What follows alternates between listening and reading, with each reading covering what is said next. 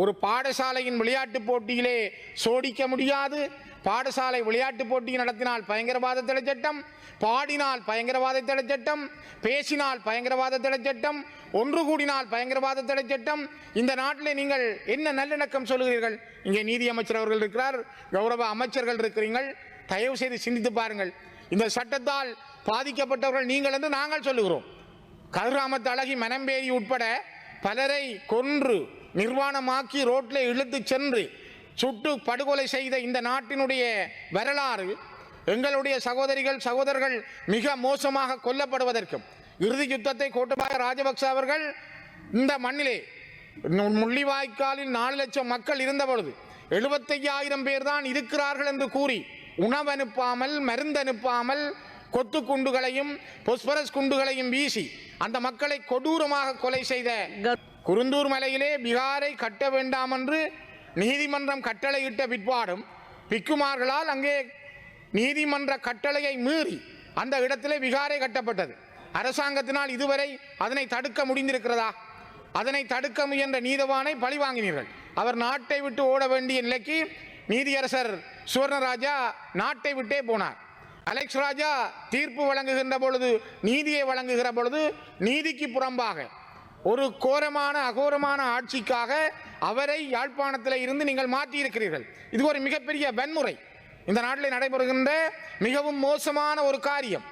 சாதாரண நிரபராதிகளாக இருந்த மக்களை பார்த்து போரை அறைகூவல் செய்த ஜேஆருடைய தொடக்கத்தை இப்பொழுதும் கூட 50 ஆண்டுகள் கடந்து வந்தும் கூட நீங்களும் இன்னும் கற்றுக்கொள்ளவில்லை என்றால், இப்பொழுது இருக்கிற நாட்டின் ஜனாதிபதி அனுரகுமார சனாய்க்கா தலைமையிலான அரசும் அதனை கற்றுக்கொள்ளவில்லை என்றால் இந்த நாடு அதள பாதாளத்தில் போய் விழுவதை தவிர வேறு எதுவும் நடக்காது. விடுதலை புலிகள் தொடர்பான பாடலை பாடியதற்காக கிளிநொச்சி ராப் பாடகர் சங்கீத் சனின் கைதுக்கு பாராளுமன்றில் இன்று விவாதம் இடம்பெற்ற வேளையில் சிறப்புரிமை கேள்விகளிலும் தங்களது உரைகளிலும் சங்கீத் சனுக்காக பாராளுமன்ற உறுப்பினர்கள் குரல் எழுப்பியுள்ளனர். பாராளுமன்ற உறுப்பினர்களான ஸ்ரீதரன், அர்ஜுனா, நாமல் ராஜபக்ச என பலரும் குரல் எழுப்பியுள்ளனர். பாராளுமன்ற உறுப்பினர் ராமநாதன் அர்ஜுனா தனது சிறப்புரிமை கேள்வியில் விடுதலை புலிகளின் பாடலை பாடியதற்காக கிளிநொச்சி ராப் பாடகர் கைது செய்யப்பட்டமை தொடர்பில் பாதுகாப்பு அமைச்சர் பதிலளிக்க வேண்டும் என கூறினார். அதற்கு பாதுகாப்பு அமைச்சரும் பதில் வழங்கினார். விடுதலை புலிகள் அமைப்பை ஊக்குவிக்க முடியாது. கிளிநொச்சி பாடகரின் கைது தொடர்பில் சாதகமான நடவடிக்கைகள் எடுக்கப்படும் என பொதுமக்கள் பாதுகாப்பு அமைச்சர் ஆனந்த் விஜயபால தெரிவித்துள்ளார். பாராளுமன்றில் இன்று இடம்பெற்ற விவாதத்தில் கலந்து கொண்டு உரையாற்றும் போதே அவர் இதனை தெரிவித்தார். இது தொடர்பில் மேலும் தெரிவிக்கையில், நாம் இந்த சபையில் தொடர்ச்சியாக கூறி வருகின்றோம், விடுதலை புலிகள் அமைப்பை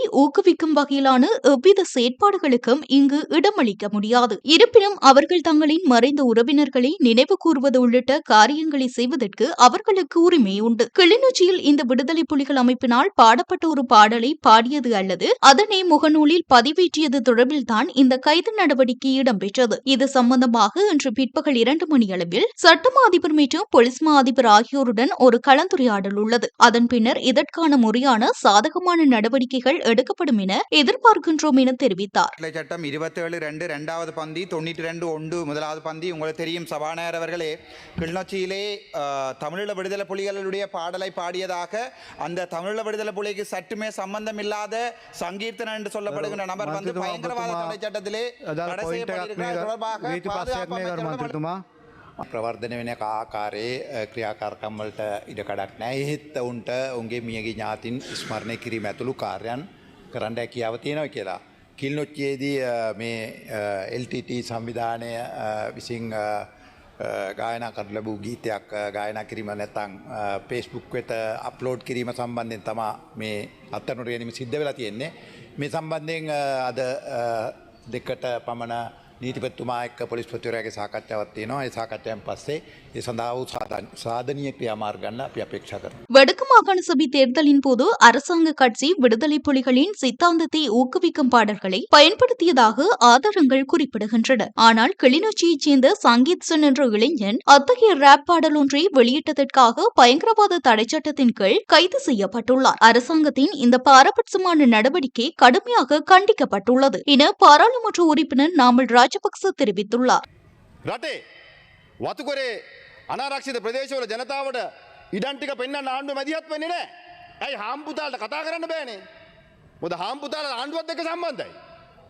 ව්‍යාපාරිකයෝ ආණ්ඩුව එක්ක සම්බන්ධයි. වතුකොරේ අය ජනතාවගේ ආරක්ෂාව සඳහා නිවාසයක් ලබා දෙන්න ආණ්ඩුවට මැදිහත් වෙන්න බෑ.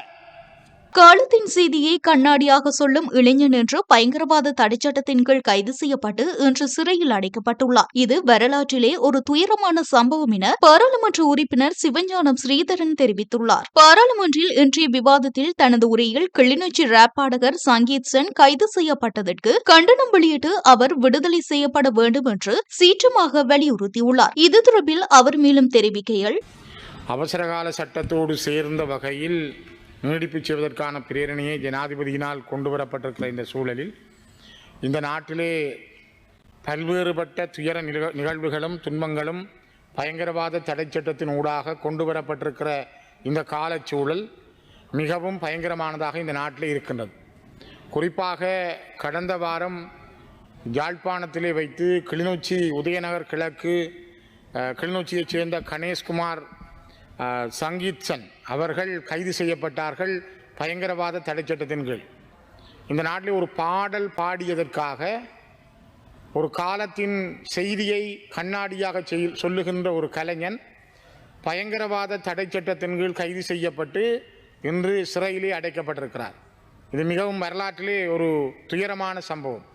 உங்களுக்கு தெரியும், கௌரவ தலைமை தாங்கும் உறுப்பினர் அவர்களே, இந்த நாட்டில் 78ஆம் ஆண்டிலே கொண்டு வரப்பட்ட பயங்கரவாத தடை சட்டம் என்பது சிங்கள இளைஞர்களையும் தமிழ் இளைஞர்களையும் மிக மோசமாக பாதித்திருந்தது.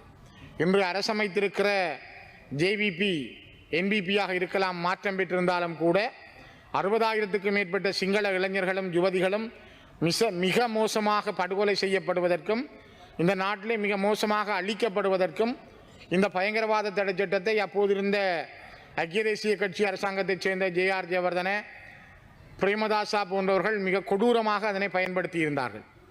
கொடூரமான இந்த சட்டத்தை நீக்குகிறோம் என்று பலமுறை எதிர்க்கட்சி வரிசையில் இருந்த இன்றைய ஜனாதிபதி அனுரகுமார திசாநாயக்க உட்பட உங்களுடைய அரசாங்கம் பல தடவைகள் இந்த செய்தியை சொல்லியிருந்தார்கள், நாங்கள் இந்த பயங்கரவாத தடை சட்டத்தை உடனே வந்தவுடன் நீக்குவோம் என்று. ஆனால் இன்றைக்கு 2 ஆண்டுகள் கடக்கப் போகிறது, இதுவரை இந்த பயங்கரவாத தடை சட்டம் நீக்கப்படவில்லை. அதற்கான ஒரு புதிய பயங்கரவாத தடை சட்டம் பற்றி நீங்கள் பேசுகிறீர்கள். ஒரு கோடு இருக்கிறது, அதற்கு இன்னொரு பெரிய கோட்டை கீறுகிறீர்களே தவிர ஆனால் அதனை நீக்குகின்ற நிலையில் இல்லை. இந்த பயங்கரவாத தடை சட்டத்தின் ஊடாகத்தான் இந்த நாட்டிலே தமிழ் மக்கள் மிக கொடுமைகளை சந்தித்தார்கள். 2009ஆம் ஆண்டு 2006ஆம் ஆண்டு காலங்களில், குறிப்பாக 2006 கிழக்கு மண்ணினுடைய வாகரையிலே நடந்த மிகப்பெரிய இறுதியான இனப்படுகொலைகளும் 2009ஆம் ஆண்டு வடக்கு மண்ணிலே முள்ளிவாய்க்காலிலே நடந்த இனப்படுகொலைகளுக்கும் இந்த பயங்கரவாத தடை சட்டம் மிக காரணமாக இருந்தது. இந்த சட்டத்தை பயன்படுத்தி இன்று கணேஷ்குமார் சங்கீத்சன் கைது செய்யப்பட்டிருக்கிறார். அவர் ஒரு பாடல் பாடியிருந்தார். இந்த நாட்டிலே பாடுகின்ற உரிமை தடுக்கப்பட்டிருக்கிறதா அப்படி என்றால் இந்த சபையிலே நீங்கள் சொல்ல வேண்டும். பேசுகின்ற உரிமை தடுக்கப்பட்டிருக்கிறதா? தீபச்செல்வன் புத்தகங்களை எழுதியிருந்தார். இந்தியாவிலிருந்து வந்த புத்தகங்கள் சுங்க திணைக்களத்தில் தடுத்து வைக்கப்பட்டிருக்கிறது. எழுதுகின்ற உரிமை தடுக்கப்பட்டிருக்கிறது. பாடுகின்ற உரிமை தடுக்கப்படுகிறது. கூட்டம் கூடுகின்ற உரிமை தடுக்கப்படுகிறது. பயங்கரவாத தடை சட்டத்தை வைத்தே நீங்கள் இதனை செய்கின்றீர்கள். இன்று அதனை இன்னும் மெருகூட்டுவதற்காக இன்றைய சட்ட மூலத்தையும் ஜனாதிபதி தனக்கு இருக்கின்ற அதிகாரத்தை பயன்படுத்தி இதனை செய்கின்றார். ஜனாதிபதி ஏன் தனக்கு இருக்கிற அதிகாரத்தை பயன்படுத்தி சங்கீத்சனை ஏன் விடுதலை செய்யவில்லை? தொடர்ந்தும் சங்கீத்சன் என்கின்ற ஒரு சாதாரண இளைஞன், ஒரு பாடகன், ஒரு கலைஞனை விடுவிக்க சொல்லி பல இடங்களிலும் மக்கள் போராடுகின்றார்கள். நேற்று காலை வவுனியாவில், நேற்று வெல்வெட்டித்துறையில், அதற்கு முதல் கிளிநொச்சியில், இன்று பல்வேறு இடங்களில் மக்கள் திரண்டு போராடுகிறார்கள். நீங்கள் அவர்களை விடுவிக்கவில்லையானால், சங்கீத்சன் அவர்களை உடனடியாக இந்த அரசு விடுவிக்கவில்லை என்றால் வடக்கு கிழக்கு தழுவிய ஒரு மாபெரும் போராட்டத்திற்கு மக்கள் தயாராகிறார்கள். இளைஞர்கள் பாதிக்கப்பட்டிருக்கிறார்கள், பேச முடியாமல் இருக்கிறார்கள். அரசு பொறுப்படுத்த காலத்திலிருந்து அபிவிருத்தி என்ற வார்த்தைகளை நீங்கள் சொல்லிக் கொள்கிறீர்கள். ஆனால் அபிவிருத்தி என்பது நடந்ததாக தெரியவில்லை. கைதுகளும் அடக்குமுறைகளும் இந்த நாட்டிலே மிக கோலோச்சி மேலோங்கி இருக்கிறது. அண்மையிலே யாழ்ப்பாண மேல் நீதிமன்றத்தினுடைய நீதிபதியாக இருந்த அலெக்ஸ் ராஜா 2 மாதங்களில் திடீரென பதுளை மாவட்டத்துக்கு மாற்றப்பட்டார். அலெக்ஸ் ராஜா நீதவான் நியமிக்கப்பட்டு அவர் சில வழக்குகளை முன்னிலைப்படுத்துகின்ற பொழுது நீதியான நீதவான்கள் உடனடியாக கலைக்கப்படுகிறார்கள். இதேதான் முல்லைத்தீவில் இருந்த நீதவான் சுவர்ணராஜா அவர்களுக்கு நடைபெற்றது. ஆகவே நீங்கள் கொண்டு வருகிற சட்டம் மக்களுக்கான சட்டம், நீதிக்கான சட்டம் என்பது நீதித்துறையையே கேள்விக்குட்படுத்தி இருக்கிறது. குருந்தூர் மலையிலே பிகாரை கட்ட வேண்டாம் என்று நீதிமன்றம் கட்டளையிட்ட பிற்பாடும் பிக்குமார்களால் அங்கே நீதிமன்ற கட்டளையை மீறி அந்த இடத்திலே விகாரை கட்டப்பட்டது. அரசாங்கத்தினால் இதுவரை அதனை தடுக்க முடிந்திருக்கிறதா? அதனை தடுக்க முயன்ற நீதவானை பழிவாங்கினீர்கள். அவர் நாட்டை விட்டு ஓட வேண்டிய நிலைக்கு நீதியரசர் சுவர்ணராஜா நாட்டை விட்டே போனார். அலெக்ஸ் ராஜா தீர்ப்பு வழங்குகின்ற பொழுது, நீதியை வழங்குகிற பொழுது நீதிக்கு புறம்பாக ஒரு கோரமான அகோரமான ஆட்சிக்காக அவரை யாழ்ப்பாணத்தில் இருந்து நீங்கள் மாற்றியிருக்கிறீர்கள். இது ஒரு மிகப்பெரிய வன்முறை, இந்த நாட்டில் நடைபெறுகின்ற மிகவும் மோசமான ஒரு காரியம். குறிப்பாக யாரும் பேச முடிவதில்லை. கௌரவ தலைமை தாங்கும் உறுப்பினர் அவர்களே, நான் எனக்கு தெரிந்த அளவிலே யாழ்ப்பாணம் யூனியன் கல்லூரி மாணவர்கள் ஒரு விளையாட்டு போட்டிக்கு சோதனை செய்திருந்தார்கள். அந்த சோதனைக்காக அந்த பாடசாலையினுடைய அதிபர் வரதன் உட்பட மாணவர்கள், ஆசிரியர்கள் விசாரணைக்கு உட்படுத்தப்பட்டார்கள். அதே போலதான் கிளிநொச்சி மாவட்டத்தினுடைய கோணாவில் மகா வித்தியாலயத்திலே விளையாட்டு போட்டியிலே சோதனைகள் செய்திருந்த காரணத்தால் அந்த பாடசாலையினுடைய அதிபர் அம்பிகைபாகன் உட்பட ஆசிரியர்கள், மாணவர்கள் விசாரணைக்கு உட்படுத்தப்பட்டார்கள். ஒரு பாடசாலையின் விளையாட்டு போட்டியிலே சோடிக்க முடியாது. பாடசாலை விளையாட்டு போட்டி நடத்தினால் பயங்கரவாத தடை சட்டம், பாடினால் பயங்கரவாத தடை சட்டம், பேசினால் பயங்கரவாத தடை சட்டம், ஒன்று கூடினால் பயங்கரவாத தடை சட்டம். இந்த நாட்டில் நீங்கள் என்ன நல்லிணக்கம் சொல்லுகிறீர்கள்?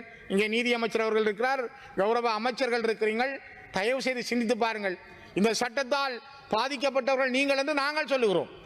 கதிராமத்து அழகி, மனம்பேரி உட்பட பலரை கொன்று நிர்வாணமாக்கி ரோட்டில் இழுத்து சென்று சுட்டு படுகொலை செய்த இந்த நாட்டினுடைய வரலாறு, எங்களுடைய சகோதரர்கள் மிக மோசமாக கொல்லப்படுவதற்கும், இறுதி யுத்தத்தை கோட்டபாய ராஜபக்ச அவர்கள் இந்த மண்ணிலே முள்ளிவாய்க்காலில் 4 லட்சம் மக்கள் இருந்த பொழுது 75,000 பேர் தான் இருக்கிறார்கள் என்று கூறி உணவு அனுப்பாமல், மருந்து அனுப்பாமல், கொத்து குண்டுகளையும் பொஸ்பரஸ் குண்டுகளையும் வீசி அந்த மக்களை கொடூரமாக கொலை செய்த தொடர்கின்றது. குறிப்பாக அரசியல் பிழைத்தோர்க்கு அறம் கூற்றாகும் என்பது சிலப்பதிகாரம். சிலப்பதிகாரத்தை நீங்கள், அது சிங்களத்தோடும் சில அதுக்கான விஷயங்கள் அதிலே உண்டு, படித்து பாருங்கள். அரசியல் பிழைத்தோர்க்கு அறம் கூற்றாகும். அந்த அரசியல் பிழைத்ததனால் கோத்தபாயா 2 வருடங்களிலே வீட்டை விட்டு போனார். இந்த நாட்டினுடைய ஆட்சியை விட்டு போக வேண்டிய சூழல் அவருக்கு வந்தது. அதே போலதான் மஹிந்த ராஜபக்ச திரும்ப வர முடியவில்லை. யோசித்து பாருங்கள். ஆகவே நான் மீண்டும் சொல்கிறேன், இந்த மண்ணிலே கணேஷ்குமார் சங்கீத்சனுக்கு நடந்திருக்கிற துயரம் அல்லது தீபச்செல்வனுக்கு நடந்திருக்கிற துயரம் இங்கே தொடர்ந்தும் எத்தனை பேருக்கு நடக்க போகிறது? இது ஒரு கட்டியம் சொல்கிறது. முதலாவது ஒரு செய்தியை சொல்கிறது, இனிமேலும் இளைஞர்களுடைய சுதந்திரம் அடக்கப்படுகிறது. நீங்கள் எப்படி நல்லிணக்கம் கொண்டு போகிறீர்கள்? 2 ஆண்டுகளில் கண்ட முன்னேற்றம் என்ன? இந்த நாட்டினுடைய முயற்சியிலே நீங்கள் கண்ட வெற்றி என்ன? தமிழ் மக்களும் சிங்கள மக்களும் இந்த நாட்டில் இப்பொழுதும் 2 பட்டிருக்கிறார்கள். 2 பேருமே 2 தேசிய இனங்கள் தான். ஆனால் மனோரீதியாக இந்த நாட்டினுடைய தேசிய கொடிக்கு கீழ் இன்றும் தமிழர்கள் இல்லை என்பதை மிக தெளிவாகவே இந்த நாடு சொல்கிறது. அரச பயங்கரவாதம் தலைவிரித்து ஆடுகிறது. அரச பயங்கரவாதத்தினுடைய ஒவ்வொரு செயல்களையும் நீங்கள் எடுத்து செய்கிறீர்கள். இதனைத்தான் ஜேஆர் ஜெயவர்தன காலம் கூட செய்திருந்தார். ஜேஆர் சொன்னார், போர் என்றால் போர், சமாதானம் என்றால் சமாதானம் என்று சாதாரண நிரபராதிகளாக இருந்த மக்களை பார்த்து போரை அறைகூவல் செய்த ஜேஆருடைய தொடக்கத்தை இப்பொழுதும் கூட 50 ஆண்டுகள் கடந்து வந்தும் கூட நீங்களும் இன்னும் கற்றுக்கொள்ளவில்லை என்றால், இப்பொழுது இருக்கிற நாட்டின் ஜனாதிபதி அனுரகுமார சனாய்க்கா தலைமையிலான அரசும் அதனை கற்றுக்கொள்ளவில்லை என்றால் இந்த நாடு அதள பாதாளத்தில் போய் விழுவதை தவிர வேறு எதுவும் நடக்காது. இந்த நாட்டினுடைய பொருளாதாரம் இன்னும் வளர முடியவில்லை. 2 நிமிஷம் தாருங்கள். நான் நினைக்கிறேன் தலைமைதாங்கும் உறுப்பினர் அவர்களே, இந்த நாட்டினுடைய நீதியும் நியாயமும் எல்லா இனங்களுக்கும் உரியதாக இருக்க வேண்டும், எல்லாருக்கும் உரியதாக இருக்க வேண்டும். நீதியரசர்களை நீங்கள் நினைத்தது போல் மாற்றவும், உங்களுக்கு ஏற்ற வகையில் நீதியரசர்களை நியமிப்பதும், அதனூடாக தீர்ப்புகளை வழங்குவதும் மிக மோசமானது. இதனைத்தான் அந்த குறிப்பிட்ட காலங்களில் தந்தை செல்வாவினுடைய மருமகனாக இருந்தவர் ஜேஆர் ஜெயவர்தனோடு மிக நெருக்கமாக இருந்தவர். அவர் எழுதிய புத்தகத்திலே அவர் குறிப்பிட்டிருந்தார், ஜேஆர் ஜெயவர்தன ஒரு முறை சொன்னார், தீர்ப்புகளை நாங்கள் எங்களுக்கு ஏற்ற மாதிரி எழுதுவோம். நாங்கள் யாருடைய மண்டையை உடைக்க வேண்டும் அல்ல யாருக்கு என்ன தீர்ப்பு வழங்க வேண்டும் என்பதை ஒரு நீதிபதிகளுக்கு கார் வாங்கி கொடுப்பதன் மூலம் அல்லது வீடு வாங்கி கொடுப்பதன் மூலம் எங்களால் தீர்ப்பளிக்க முடியும் என்று அத்துலத் முதலியும் ஜே.ஆர். தேவத்தனமும் அந்த காலகட்டங்களில் 70களிலே சொன்ன வரலாறுகளை நான் மீண்டும் பதிவிடுகிறேன். ஆகவே break of Sri Lanka A J Wilson எழுதிய பிரேக் ஆஃப் ஸ்ரீலங்கா என்கிற புத்தகத்தை மீண்டும் ஒருமுறை படியுங்கள். அவர் மிக தெளிவாக ஜே.ஆரோடு நெருக்கமாக இருந்த ஏஜே வில்சன் எழுதிய அந்த புத்தகத்தினுடைய ஒவ்வொரு வரிகளும் இந்த நாட்டிலே தமிழ் மக்களுக்கு எதிராக சிங்கள தலைவர்கள் செய்த அநியாயங்களை சொல்லுகிறது. அதனால்தான் நான் மீண்டும் நான் வலியுறுத்துகிறேன், இந்த நாட்டினுடைய சங்கீச்சனை அவரை உடனே விடுதலை செய்ய உடனடி நடவடிக்கையை மேற்கொள்ளுங்கள். இந்த உயர்ந்த சபையினூடாக அவரை பயங்கரவாத தடை சட்டத்தில் வைத்திருக்காதீர்கள். அவரை உடனே விடுதலை செய்யுங்கள். நான் மீண்டும் வலியுறுத்துகிறேன். ඔබතුමාට විනාඩි 11ක් කාලයක් ලැබෙනවා. இது போன்ற செய்திகளை தெரிந்து கொள்ள சமூகம் நியூஸ் சேனலை சப்ஸ்கிரைப் செய்து அருகில் உள்ள பெல் பட்டனை கிளிக் செய்யுங்கள். மேலும் இது போன்ற செய்திகளை உடனுக்குடன் தெரிந்து கொள்ள சமூகமீடியா.com என்ற இணையதளத்தின் வாயிலாகவும் எங்களுடன் இணைந்திருங்கள்.